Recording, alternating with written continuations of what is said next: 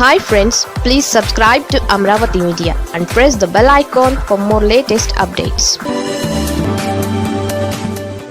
అప్పుడు call money, ఇప్పుడు పసుపు హనీ. ఆంధ్రప్రదేశ్ రాజకీయాలలో చరిత్రలో ఎన్నడూ లేనంతగా కూటమి పార్టీలు విజయం సాధించిన సంగతి తెలిసిందే. దాని అర్థం వీరి పాలనా సామర్థ్యాన్ని ప్రజలు అంతా నమ్మారని, వీరి పరిపాలనపై అంతా ఆశలు పెట్టుకున్నారని, గత ప్రభుత్వ హయాంలో జరిగిన తప్పిదాలు వీరు చేయరని, ఇచ్చిన హామీలు తూచా తప్పకుండా నెరవేరుస్తారని. అయితే కూటమి పార్టీలు అధికారంలోకి వచ్చిన తరువాత జరుగుతున్న పరిణామాలు గమనించిన వారు మాత్రం ఏపీ ప్రజలు వీరిపై పెట్టుకున్న నమ్మకాలను పూర్తిగా వమ్ము చేస్తున్నారని అంటున్నారు.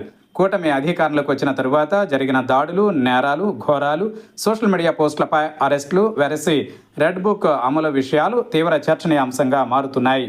ఇక ఈ ప్రభుత్వ హయాంలో బాలికలు, మహిళలపై జరుగుతున్న దాడులు మరింతగా విమర్శలను తెచ్చిపెడుతున్నాయి. పైగా గతంలో మహిళల రక్షణ విషయంలో చేసిన వ్యాఖ్యలకు, ఇచ్చిన హామీలకు ఏమాత్రం పొంతన లేకుండా జనసేనాని నడుచుకుంటున్నారనే విమర్శలు వినిపిస్తున్నాయి.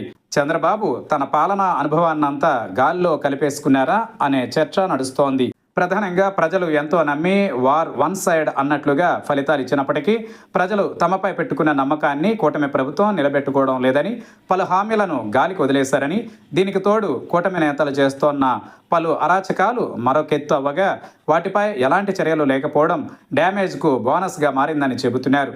ఇవన్నీ చాలవన్నట్లు తాజాగా ఆంధ్రప్రదేశ్ రాజకీయాలలో హనీ ట్రాప్ అంటే వలపుల వల అంశం మరో చర్చనీయాంశంగా మారింది. పైగా ఈ వ్యవహారంలోని ప్రధాన నిందితులంతా కూటమి ప్రభుత్వంలోని ఎమ్మెల్యేలకు ప్రధాన అనుచరులుగా ఉన్నారనే విషయం బయటకు రావడంతో ఇది చంద్రబాబు ప్రభుత్వానికి మరింత డ్యామేజ్ని యాడ్ చేసే అంశంగా మారనుందని అంటున్నారు. వివరాల్లోకి వెళితే డబ్బున్న వారికి అమ్మాయిలను ఎరవేసి హనీ ట్రాప్లో ఇరికించి పెద్ద ఎత్తున బలవంతంగా డబ్బు గుంజి వారిని పూర్తిగా ఆర్థికంగా దివాళా తీయించే ఓ ముఠా వ్యవహారం తాజాగా వెలుగులోకి వచ్చింది. పైగా ఈ దందాలో పలువురు పోలీసు అధికారులను భాగస్వాములుగా చేసుకోవడం మరింత షాకింగ్గా మారింది.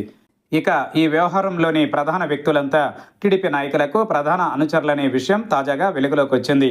ఈ వ్యవహారంలోని ప్రధాన నిందితురాలు ఈ హనీ ట్రాప్ ముఠా నాయకురాలు రంగమ్మ. రాప్తాడు టీడీపీ ఎమ్మెల్యే పరిటాల సునీతకు ముఖ్య అనుచరురాలని అంటున్నారు. ఇక రంగమ్మకు అండగా ఉంటూ బాధితులపై దాడి చేసి వీడియోలు తీసిన మరో కీలక వ్యక్తి రాజేష్. అనంతపురం టీడీపీ ఎమ్మెల్యే దగ్గుపాటి ప్రసాద్, మాజీ మేయర్ స్వరూపకు కీలక అనుచరుడని చెబుతున్నారు. వీరితో వారికున్న అనుబంధానికి సంబంధించిన పలు ఫోటోలు సోషల్ మీడియాలో వైరల్ అవుతున్నాయి. ఇది కేవలం కూటమి ప్రభుత్వంలోని ఎమ్మెల్యేలు, వారి అనుచరులతోనే అయిపోయిందనుకుంటే పొరపాటే. ఈ దందాలో కూటమి ప్రభుత్వంలోని పోలీసు అధికారులు సైతం కీలక భూమిక పోషించారని అంటున్నారు. ఇందులో ప్రధానంగా రాప్తాడు సిఐ శ్రీహర్షది కీలక పాత్ర అని చెబుతున్నారు. దీంతో సిఐ శ్రీహర్షతో పాటు మరో సిఐ రాజేంద్రనాథ్ యాదవ్ను ఉన్నతాధికారులు బీఆర్కు పంపారు. మరోవైపు ఈ దందాకు ప్రధాన సూత్రధారులుగా చెబుతోన్న టీడీపీ నేతలు రంగమ్మ, రాజేష్తో పాటు మరో ముగ్గురిని అరెస్టు చేశారు. ఈ వ్యవహారంతో సంబంధం ఉన్న మరో నలుగురు నిందితులు పరారీలో ఉన్నారని అంటున్నారు. ఏది ఏమైనా ఈ వలపు వల వ్యవహారం తీవ్ర చర్చనీయాంశంగా కూటమి ప్రభుత్వానికి మరో పెద్ద మచ్చలా మారిందని అంటున్నారు. ఈ సందర్భంగా నాడు కాల్ మనీ, సెక్స్ రాకెట్ను ఏపీ ప్రజలు గుర్తుకు తెచ్చుకుంటున్నారని తెలుస్తోంది.